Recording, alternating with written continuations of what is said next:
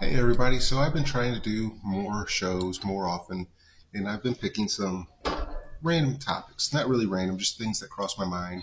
This is kind of therapy for me. Hopefully, we're going to have some fun, talk about some things, and maybe I get some comments, and maybe I can make more shows because I get more ideas. So, the topic on tonight's show is economics, and I'm not an economist, I'm not even great with investing or money, but I just want to talk about some topics and some concepts that I never really hear about a lot. And the first of those is the saying that the rich never lose money. Now, this is different than when people say, oh, the rich get richer, the poor gets poorer, money goes to money. This is a different concept. This is kind of an explanation on how that happens. So what I mean, or what I think about when I hear that the rich never lose money, is the fact that the rich have enough power to turn losing bets into winning bets. So let me give you a few examples. If a rich person was to go to a very bad neighborhood, and you could also call this gentrification, but it's just an example, so let's not get too bogged down in details here. A rich person goes to a very poor neighborhood. They buy a house, we'll say for $60,000. They get a construction crew out there, they give it a pool, they rebuild everything, and now this house should be worth $300,000. But they find out, which they should have known before they started, yes, again, don't bog down in the details, that nobody wants to buy it for that price because the neighborhood's in. Do they just take the loss? No. They buy the entire block and do the same thing and turn it into a special community. The rich don't lose money because if they do make a losing bet, they simply pour money into it to make it a winning bet. An example would be uh, NFTs, crypto, that sort of thing. And I'm not saying this is going on, but this is a way you could, if you had enough money, game the system essentially. So you buy some crypto, you buy an NFT, whatever, and it's not going up in value. Nothing, if you have enough money, nothing prevents you from buying more and buying more and buying more and making an artificial scarcity, which makes the price go up. And then you wait for other people who see the price spike and think they're getting on the ground floor of a landslide, and they start buying in, making the price go up more, and then you dump your stuff and you get your profit. And there's many different ways this is done. The next concept that I rarely hear talked about is the concept of stakeholders. Now, this is nothing new, but during the Occupy Wall Street movement, corporate America was scared. The wealthy were scared, and I don't really understand why, but this was something our country hadn't seen before. And I actually tried to research the Occupy movement, but it's really hard to find one reason, one thing they were fighting for. I find a bunch of different articles by different people, a bunch of different interviews, and all of them say something different. Now, they're all about, hey, we're getting messed over by these rich people, but there's not one unified thought of we want this. But Occupy Wall Street was so scary that they reopened this term stakeholders, and they said, we're going to use that. It's no longer shareholders. You're not a shareholder, you're a stakeholder. But you know who else is a stakeholder? The guy buying the product. You know who else is a stakeholder? The guy making the cans for us to put our soda in because we're buying from him. Anybody with an interest in that company's uh, well-being is a stakeholder.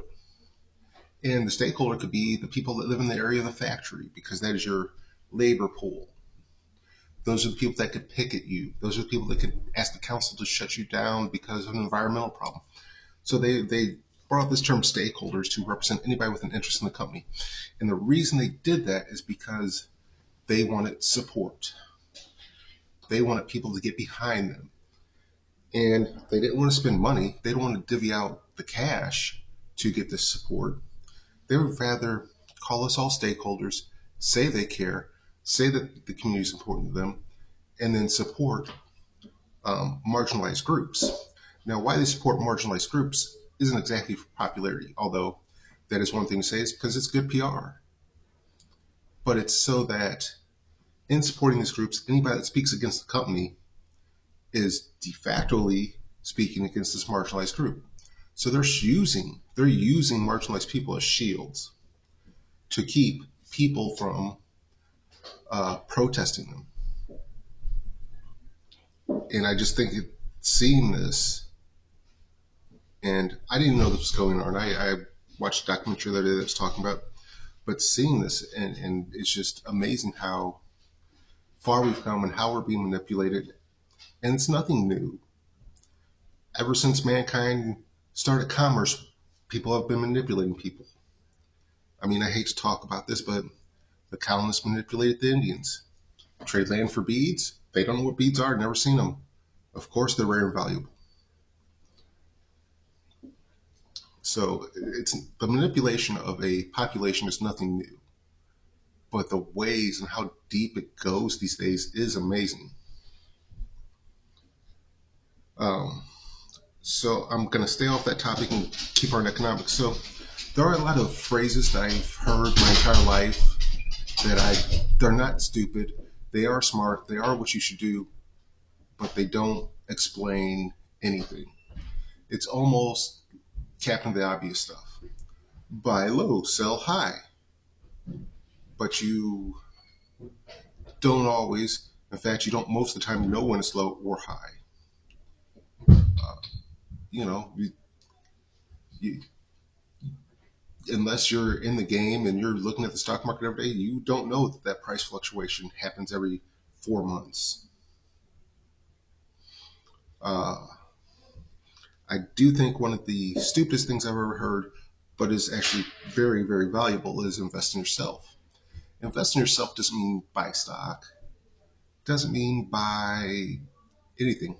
Invest in yourself is buying the tools and equipment you need to be successful.